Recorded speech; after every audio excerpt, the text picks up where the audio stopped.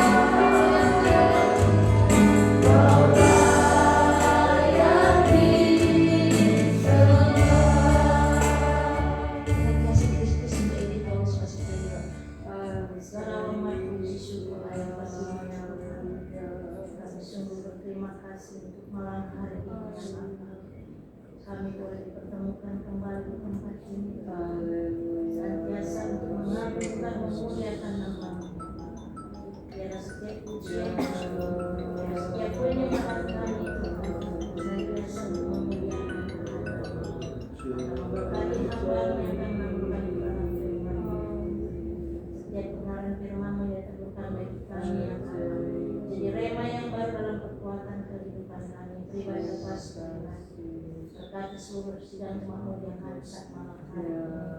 Dan lebih kau memberkati saudara seiman kami yang tidak sempat hadir ya Tuhan. Allah menjadi pergumulan permasalahan mereka ya Bapa. Ya Tuhan, kau menjadi sumber pengharapan, sumber kekuatan. Ingatkan mereka kembali, berikan satu kerinduan ya Bapa, sehingga kami dapat di tempat ini bersama-sama memuji dan memuliakan Allah nama. Terima kasih Tuhan, terima kasih Bapa. Kami akan mengibadah dengan hati bersyukur dan berkat nama Allah Bapa. Haleluya.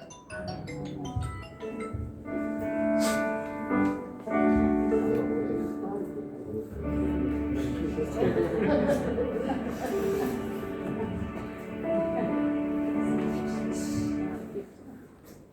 Tuhan kita sukacita.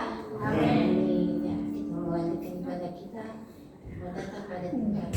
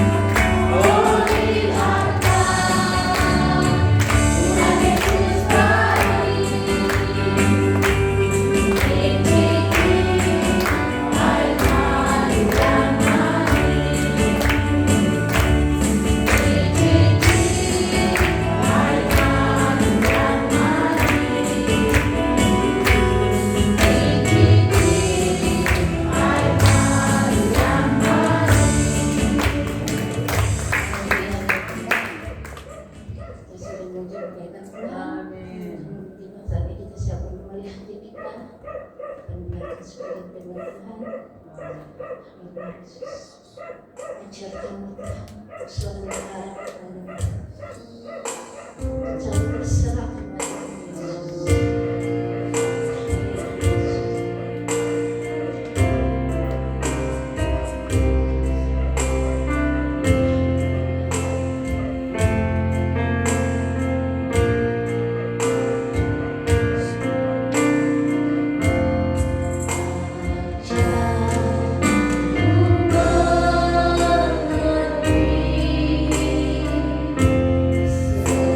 Segala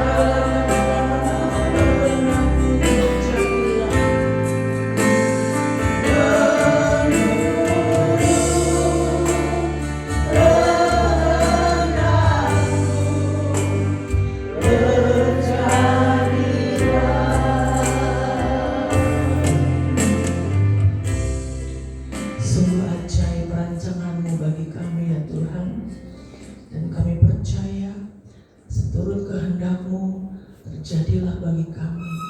Terima kasih Tuhan untuk waktu yang indah pada malam hari ini.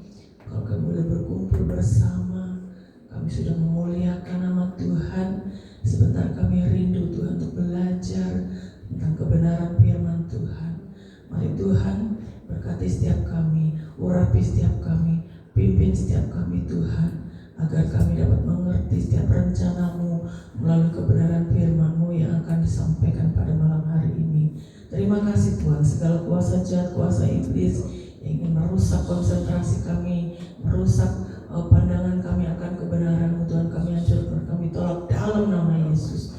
Kami percaya Tuhan Roh Kudus pimpin, Roh Kudus hadir di tengah-tengah kami dan memberkati kami. Di dalam nama Tuhan Yesus Kristus kami siap diberkati melalui kebenaran firman Tuhan. Haleluya, amin. Tuhan silakan duduk. Shalom Bapak Ibu sudah dikasih Tuhan. Apa kabar? Luar biasa.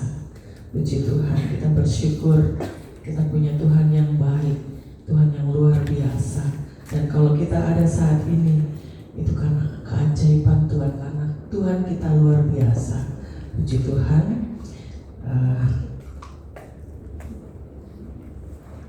Saya rindu malam hari ini kita mau sama-sama belajar ya. Kita mau merenungkan kebenaran firman Tuhan. Saya ingin mengajak kita untuk kembali mengingat dan merenungkan. Kita kembali belajar tentang satu hal,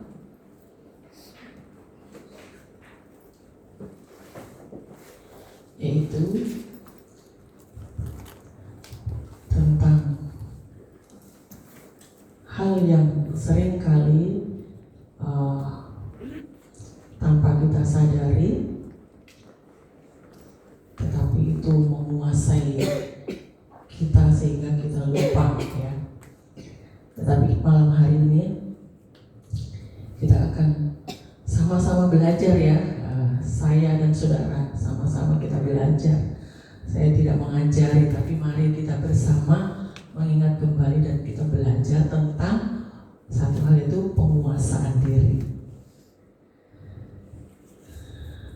Kita buka Alkitab kita dasari dulu dengan satu ayat di dalam 1 Petrus pasalnya yang keempat.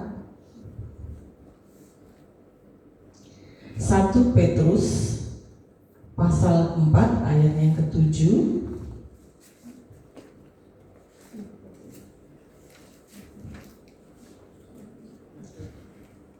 Kalau sudah menemukan, kita akan baca bersama-sama. 1 Petrus pasalnya yang keempat ayatnya yang ke-7. 1, 2, 3. Kesudahan segala sesuatu sudah dekat. Karena itu kuasailah dirimu dan jadilah tenang, supaya kamu dapat berdoa. Bapak Ibu sudah dikasih Tuhan, firman Tuhan mengatakan pada malam hari ini bahwa kesudahan segala sesuatu itu sudah dekat.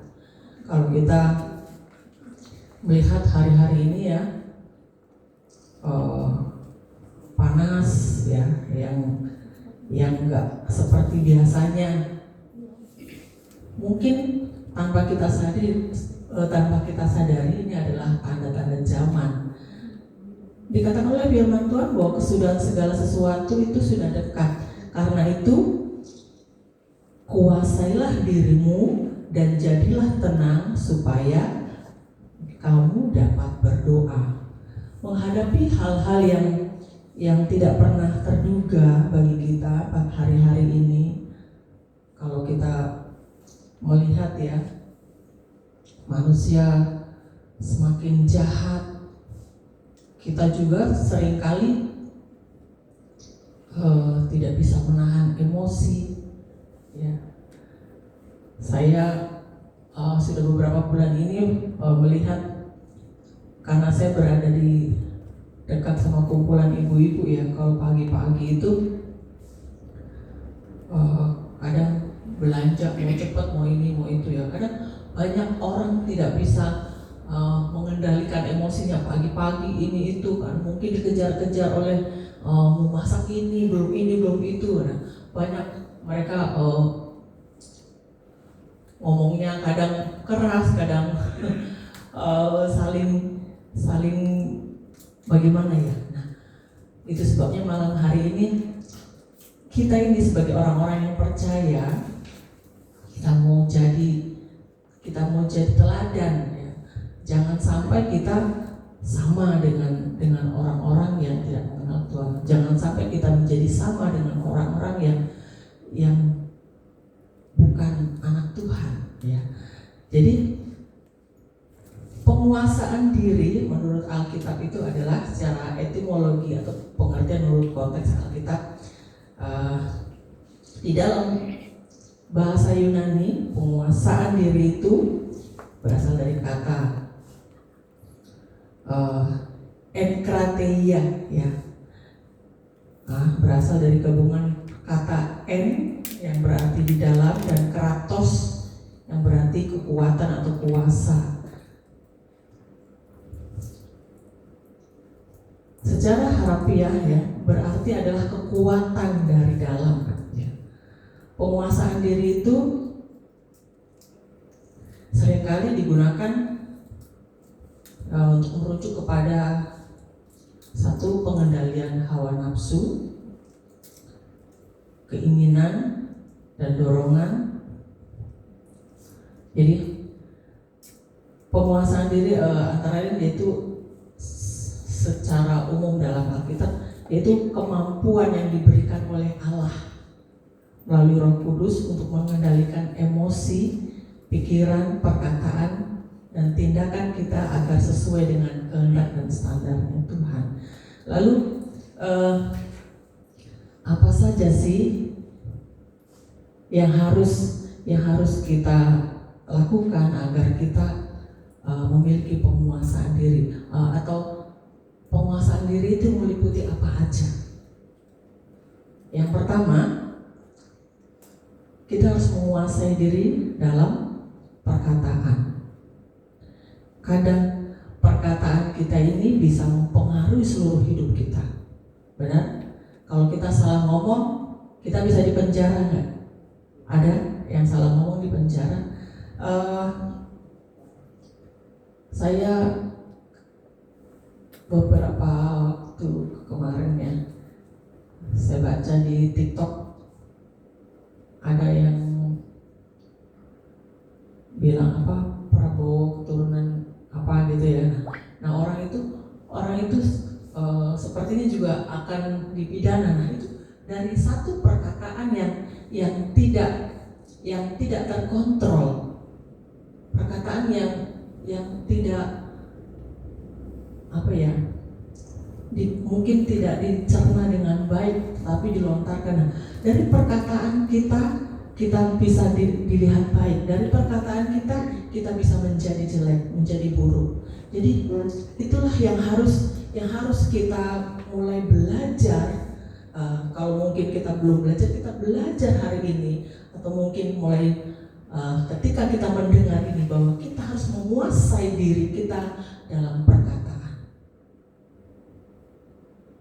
Mungkin di rumah kita sering dikuasai dengan emosi sampai kita tidak bisa mengendalikannya, lalu kita keluarlah perkataan-perkataan atau ucapan yang tidak memberkati anak-anak kita, tidak memberkati keluarga kita. Nah itu yang perlu kita kendalikan saat ini. Kita melihat ayatnya Bapak Ibu Saudara di dalam 1 Timotius pasal yang keempat.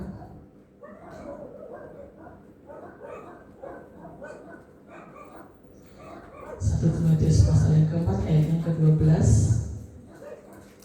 Demikian bunyi firman Tuhan, janganlah seorang pun menganggap engkau rendah karena engkau muda. Jadilah teladan bagi orang percaya dalam perkataanmu, dalam tingkah lakumu, dalam kasihmu, dalam kesetiaanmu, dalam kesucianmu. Jadi ini jelas firman Tuhan mengatakan bahwa kita harus menjadi teladan terutama dalam perkataan yang kita bahas hari ini. Karena dari perkataan kita itu juga yang akan menentukan kita jadi berkat atau tidak. kita jadi teladan atau tidak. Kadang seringkali tanpa kita sadari, kita itu ngomong asal aja gitu ya. Mungkin sedang bercanda, maksud kita bercanda, tapi kadang tanpa kita sadari orang lain menangkapnya itu sebagai sesuatu yang serius, dan akhirnya apa? Tidak memberkati. Itu membuat dia sakit hati, tapi kita nggak sadar. Jadi itulah sebabnya tadi firman Tuhan katakan, jadilah teladan dalam perkataan, dalam tingkah laku, dalam sikap, dalam kesucian, dan seterusnya. Lalu yang kedua, kita harus menguasai diri kita dalam perbuatan. Di dalam Matius pasal 5 ayat yang ke-16, bahwa perbuatan kita harus mempermuliakan nama Tuhan. Tingkah laku perbuatan kita sehari-hari sebagai orang-orang percaya, sebagai anak-anak Tuhan, harus menjadi teladan yang pertama tadi, dan harus menjadi berkat bagi orang lain. Kita perlu juga ya, Bapak Ibu Saudara, kalau kita berdoa, jangan hanya berdoa itu minta, Tuhan saya pengen rumah, atau pengen ini, pengen itu, dan lain sebagainya, hal-hal yang untuk diri kita ya, untuk mungkin hidup enak dan sebagainya. Tetapi mintalah kepada Tuhan untuk Tuhan melindungi perbuatan kita. Saya berdoa begini, Tuhan pagari hidup saya, jaga perbuatan saya, tingkah laku perbuatan saya agar mempermuliakan nama Tuhan. Nah, itu perlu. Karena perbuatan kita itu dilihat oleh orang lain.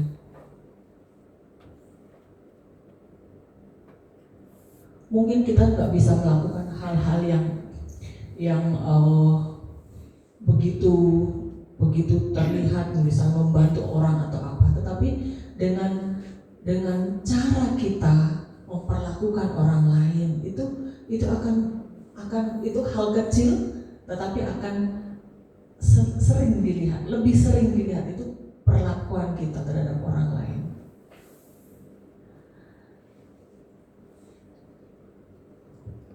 Saya kalau pagi itu suka nyapu karena di situ emang banyak daun-daunnya di tempat saya bekerja itu, di perusahaan saya itu. Saya suka nyapu. Lalu ada ibu-ibu yang bilang, ih ibu rajin banget sih, dia bilang gitu. Iya nih sekarang enak karena ada ibu, sekarang jadi bersih. Terus ada yang bilang, ih ibu baik banget sih, nyapu terus, rajin amat. Nah, sebenarnya saya bukan untuk mencari pujian, untuk mencari agar dilihat. Tapi emang saya merasa nggak nyaman aja ya kalau kotor gitu, kalau berantakan gitu. Makanya saya sering, karena ya di kantor saya nggak banyak kerjaan gitu. Saya banyak nganggur, jadi saya bisa nyapu, bisa apa, ngeliat yang kotor-kotor saya rapikan, kadang saya bakar ya, tiap hari saya bakar di situ. Ya, nah hal-hal yang kecil seperti itu pun dilihat orang gitu, dan orang bisa menarik satu kesimpulan, oh dia, oh gitu. Kadang sebelah itu ibu-ibu yang ada pohon mangganya itu suka bilang, aduh ibu makasih gitu. Sebenarnya bukan untuk dipuji, bukan untuk dibilang terima kasih, tetapi biarlah apa yang kita lakukan itu bukan menjadi batu sandungan buat orang lain, tetapi membuat orang lain itu melihat bahwa oh gitu loh. Jadi nggak membuat orang untuk apa gitu ya, tetapi dia melihat oh ibu itu mau ya gitu. Kadang-kadang mungkin ada yang berpikir mau ya nyapu-nyapu gitu, mau sampai ke kolong-kolong, sampai ke got-got gitu. Ya karena saya pikir saya nyaman aja gitu kalau bersih gitu. Nah, itulah perbuatan-perbuatan kecil yang mungkin hanya sampingan, tetapi itu sesuatu yang akan dilihat oleh orang lain, mereka akan menarik kesimpulan dari perbuatan kita. Nah, dari perbuatan kita ini, ketika kita menguasai diri kita untuk berbuat itu dengan kesadaran kita, maka itu kita akan merasa enjoy, merasa ya senang aja melakukannya. Nah, itulah yang harus kita lakukan. Itu perbuatan itu yang harus kita lakukan sebagai bentuk sebagai bukti bahwa kita mampu memanage kehidupan kita, menguasai diri kita untuk melakukan itu tanpa rasa beban, tanpa apa, tetapi menjadi sesuatu yang bisa dinilai oleh orang lain. Ya. Lalu yang ketiga, kita harus menguasai diri dalam pikiran. Pikiran kita ini kita perlu kuasai supaya kita, yang pertama itu sebenarnya supaya kita tetap happy, tetap senang.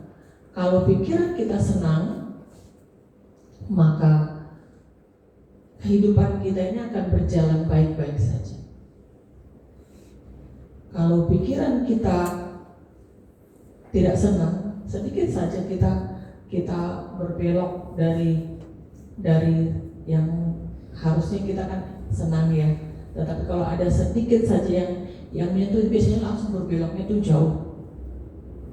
Itu akan memutar seluruh kehidupan kita menjadi kalau hati kita tidak senang, maka kita akan mulai datanglah itu kekhawatiran, kekecewaan, ya. Jadi yang pertama harus kita kuasai pikiran kita itu supaya senang dulu. Kalau udah senang, happy meskipun tidak ada apa-apa, itu akan terus berkembang. Tetapi kalau udah dimulai dengan tidak senang, misalnya pagi-pagi udah mulai dengan kecewa atau khawatir, itu nanti sepanjang hari itu akan terus bergulir bahwa sepanjang hari itu menjadi hari yang tidak menyenangkan. Jadi kita harus kelola pikiran kita dari pagi itu agar kita kuasai pikiran kita agar tetap tinggal dalam posisi tenang lalu senang. Amin. Lalu yang keempat adalah yang harus kita kuasai adalah perasaan kita. Supaya perasaan kita ini tetap berpadanan dengan kehendak Allah. Kita lihat ayatnya dalam Filipi 2 ayat yang ke-5.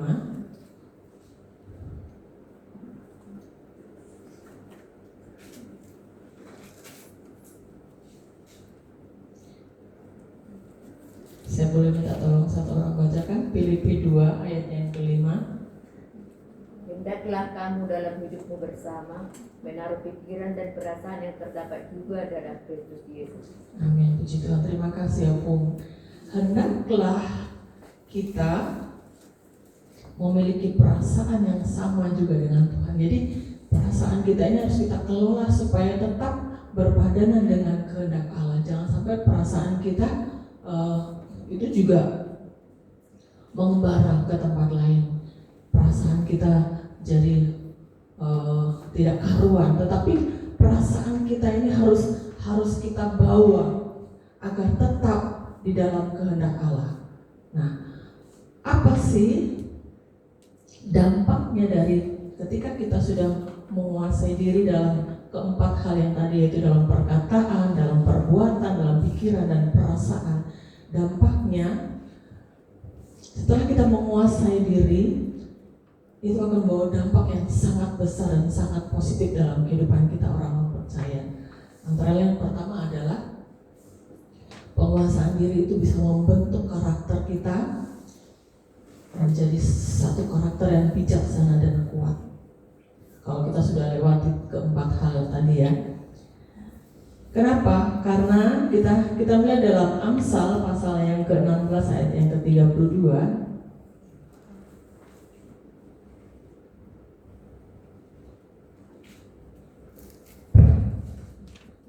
Amsal yang ke-16 ayat yang ke-32. Orang yang sabar melebihi seorang pahlawan, orang yang menguasai dirinya melebihi orang yang merebut kota. Jadi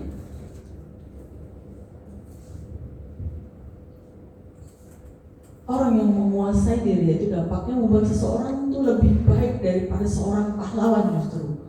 Kalau seorang pahlawan mungkin apa tuh seorang pahlawan yang merebut kota?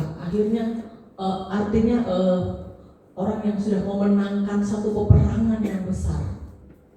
Tetapi Alkitab katakan bahwa orang yang menguasai diri itu akan lebih melebihi seorang pahlawan yang sudah merebut kota, yang sudah mengalahkan banyak musuh, yang sudah memenang dalam peperangan. Karena ia mampu mengendalikan dirinya. Artinya penguasaan diri itu lebih dan lebih lagi ya untuk kehidupan seseorang. Ya.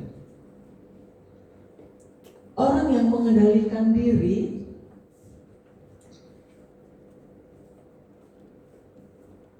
dikatakan tadi seperti seorang pahlawan yang merebut kota, tetapi dikatakan oleh firman Tuhan, orang yang tidak mampu menguasai dirinya, ini sebaliknya ya, tetapi orang yang tidak mampu menguasai dirinya itu diibaratkan seperti kota yang roboh temboknya. Kita melihat dalam Amsal 25 ayat 28.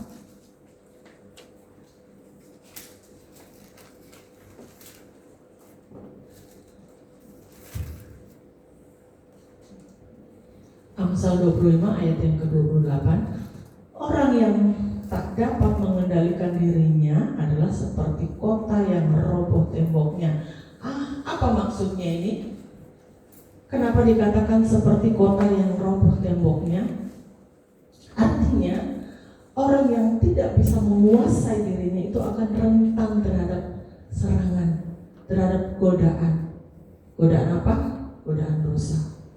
Rentan terhadap serangan-serangan kuasa yang dari luar, kuasa iblis. Maksudnya itu ya, bukan berarti seperti apa kota reruntuhan kota itu apa? Ya, artinya orang yang tidak bisa mengendalikan dirinya itu kalau tembok roboh itu artinya apa? Berantakan, tidak ada pertahanan, tidak bisa membentengi hidupnya. Jadi rentan, gampang terserang, gampang kena godaan, ya, gampang jatuh dalam dosa. Lalu yang dampak yang kedua adalah mampu menghindari dosa dan godaan duniawi. Tadi sudah dikatakan ya bahwa orang yang tidak bisa menguasai dirinya itu rentan terhadap serangan. Lalu yang kedua itu dampaknya bisa menghindarkan kita dari dosa dan gangguan duniawi. Ada satu contoh dalam Alkitab, seorang raja itu Raja Daud.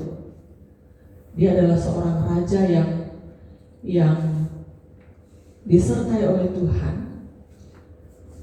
Dia adalah seorang raja yang beberapa kali memimpin satu peperangan dan memenangkannya. Dia disanjung, dia dihormati.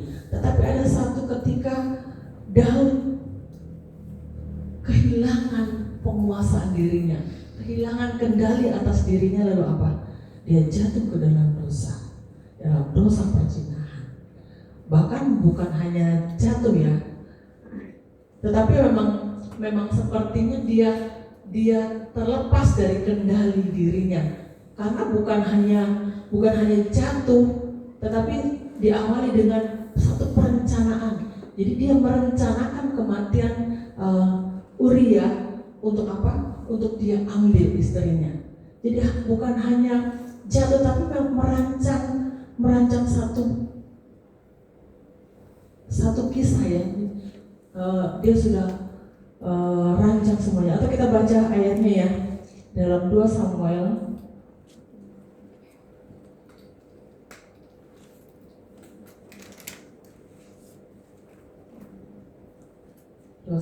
pasalnya yang ke-11.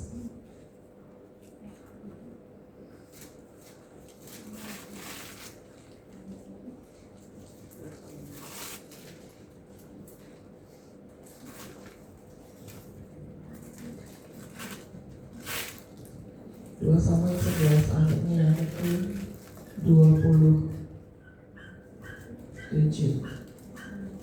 Ini intinya aja ya. 2 Samuel 11 ayat 27. Setelah lewat waktu berkabung, maka Daud menyuruh membawa perempuan itu ke rumahnya. Perempuan itu menjadi istrinya dan melahirkan seorang anak laki-laki baginya. Tetapi hal yang telah dilakukan Daud itu adalah jahat di mata Tuhan. Maksudnya setelah waktu berkabung atas kematian Uria ya, lalu dia menyuruh orang untuk mengambil perempuan itu untuk menjadi istrinya. Itulah ketika Daud mungkin karena dia merasa sudah melakukan banyak hal, sudah memenangkan peperangan dan sebagainya, tetapi satu ketika dia bisa juga kehilangan kendali atas dirinya, lalu jatuh ke dalam dosa. Tetapi kita juga akan melihat satu contoh di dalam Alkitab bagaimana satu tokoh ini mampu mengendalikan dirinya. Dalam Kejadian pasal 39 ayatnya yang ke-12. Siapa dia? Kejadian 39 ayatnya yang ke-12. Tokoh ini mampu mengendalikan dirinya dalam keadaan yang mungkin banyak kesempatan, tetapi dia siaga, dia tetap waspada untuk mengendalikan dirinya. Saya akan bacakan Kejadian pasal 39 ayatnya yang ke-12. Lalu perempuan itu memegang baju Yusuf sambil berkata, "Marilah tidur dengan aku." Tetapi Yusuf meninggalkan bajunya di tangan perempuan itu dan lari keluar. Yusuf justru memiliki kesempatan yang baik ya, sebagai manusia, sebagai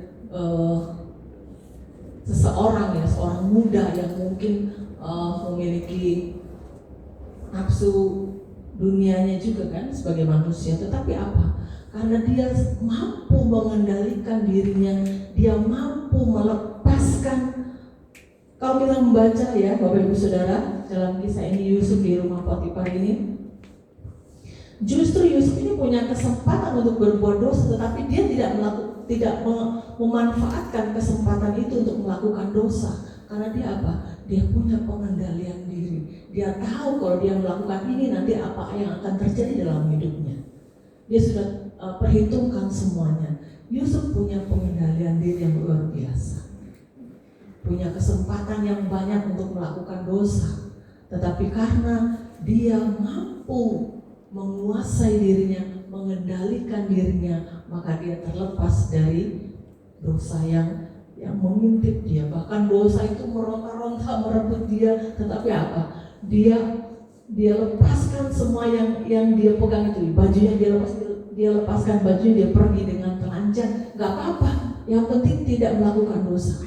Yang penting dia tetap dalam prinsipnya tidak kepada dosa. Ya. Jadi tadi dampak dari pengendalian diri, dampak dari penguasaan diri yang kedua yaitu kita mampu menghindari dosa atau godaan duniawi.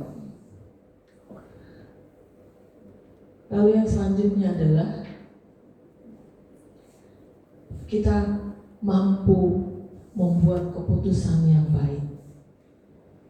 Kalau kita sudah beres dengan 4 hal tadi, kita sudah mengendalikan diri dalam perkataan, perbuatan, pikiran, perasaan, lalu apa dampaknya, kita akan mampu mengambil keputusan yang baik.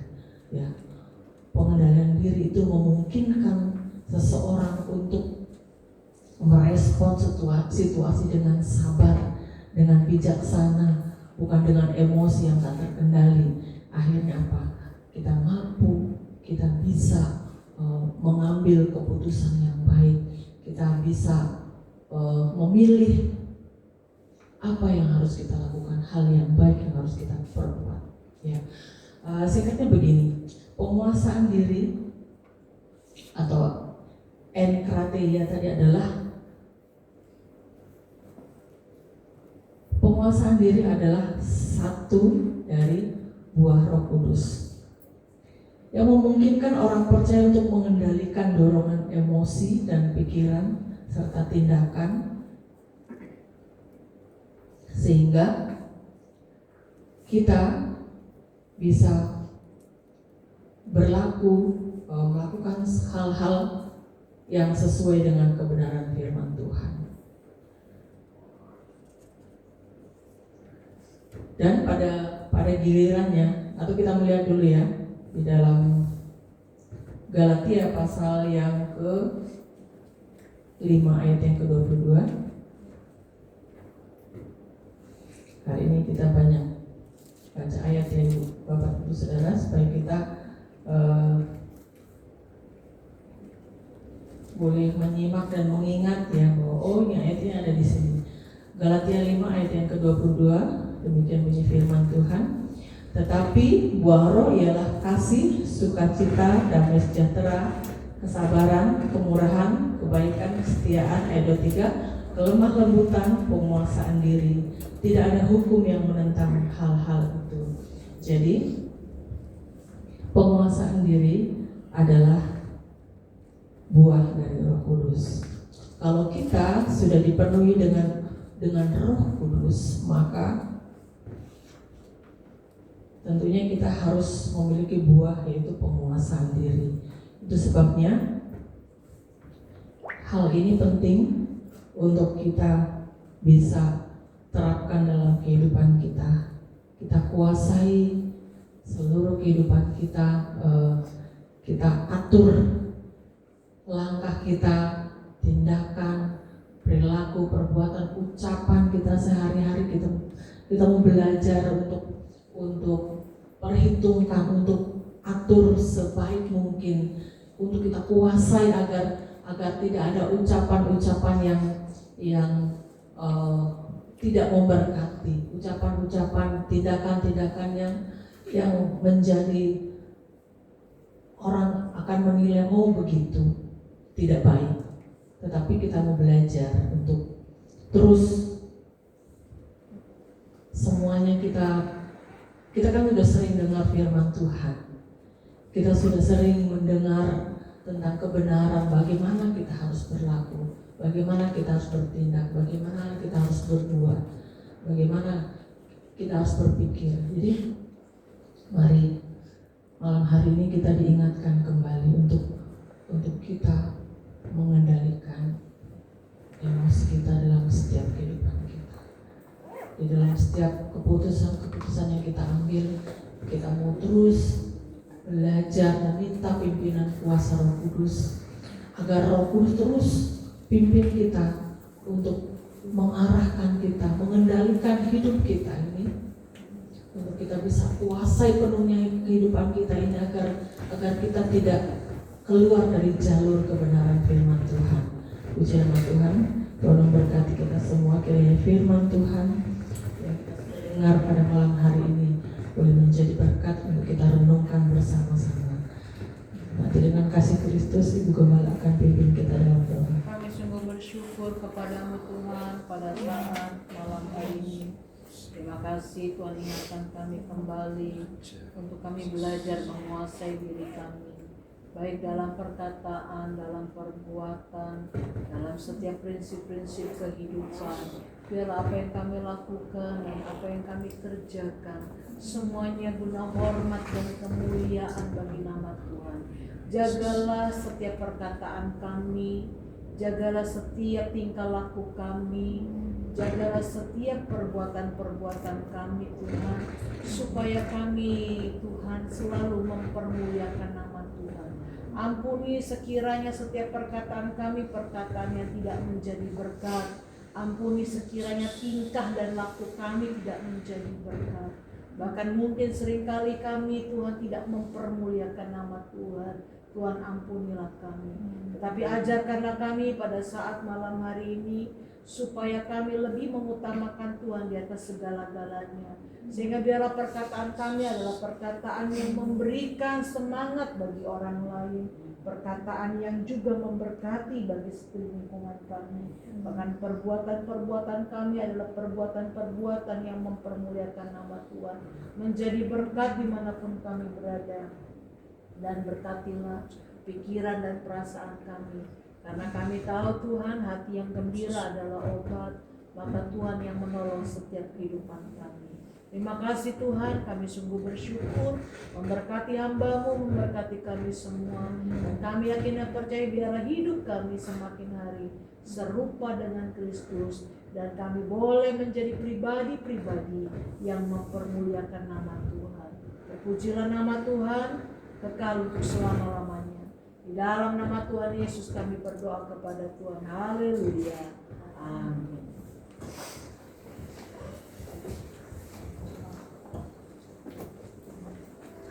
Mari kita sudah dikasih kebenaran firman Tuhan. Kita kemudian baik.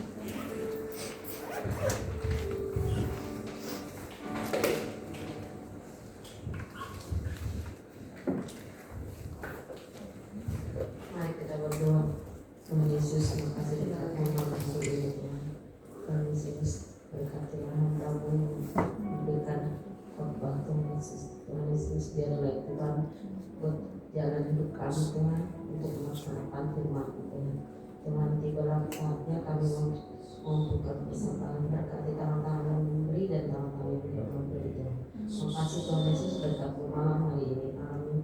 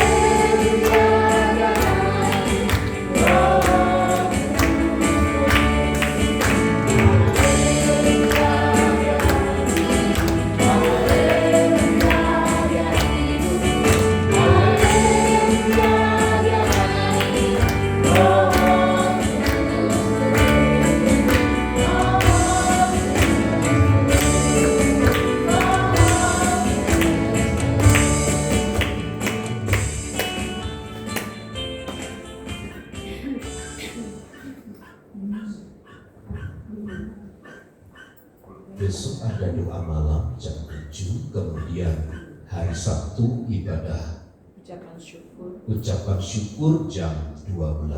Jadi kita berangkat dari gereja setengah 12 lah. Jadi meskipun kalau ada doa yang setengah 12 selesai. Hari Sabtu sorenya ibadah pasutri. Ya. Wanita ya? Oh wanita. Oh iya. Ya ibadah wanita. Saya kira demikian. Hari Minggu ini tanggal berapa? 2. Berarti hari Minggu setelah jam kudus ya. Tuhan memberkati. Mari kita berdiri, kita akhiri ibadah yang Tuhan.